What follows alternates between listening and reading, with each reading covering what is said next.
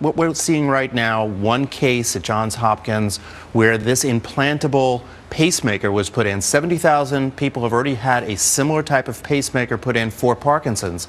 And there have already been 6 patients who already had this treatment in Canada.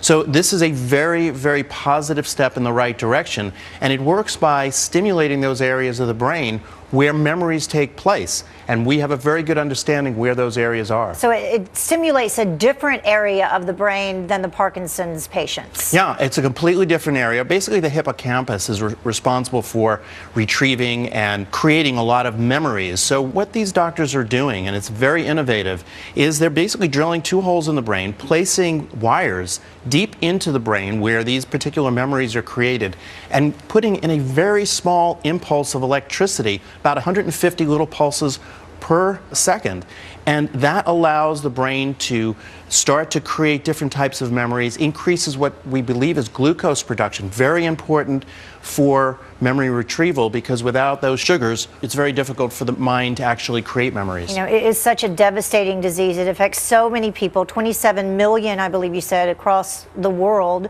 and it's, you know, devastating to the families as well. What results are they seeing? I know that in Canada they've done this for 6 patients, as you mentioned. What results have they seen? Well, so far they are seeing improvement in actual memory, the ability for Alzheimer patients to perform recall exercises. You know, the early stages of dementia, and Alzheimer's is the most common form of dementia, sometimes very subtle and very difficult for people to understand, but it can be something as simple as, you know, feeling a slight memory loss, not being able to retrieve names, difficulty in social situations, but as that progresses, it becomes much more severe. What they're seeing in these early cases is 2 things.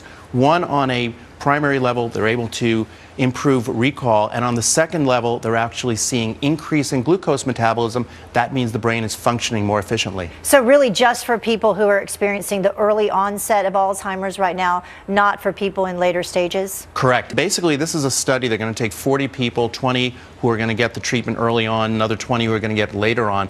The people who are going to be accepted into this study are only those who are at the earliest stages of Alzheimer's, because as time goes on, the types of problems that occur, the tangles that actually occur in the brain, the plaques that form, are not reversible. So the feeling is here, if we could get people early, we can actually reduce the incidence of Alzheimer's, but really the progression, which is the critical phase. And how long until we know that it works? Well, they're going to perform this study for about a year, and hopefully after that time, when that research becomes available, we'll know that this works. You know, right now there really is nothing that works effectively. Right. For my patients who are concerned about Alzheimer's, who have a family history, and remember, it's more incidental. It's not something that's generally genetic. There are some genetic predispositions and some genes that are important for Alzheimer's.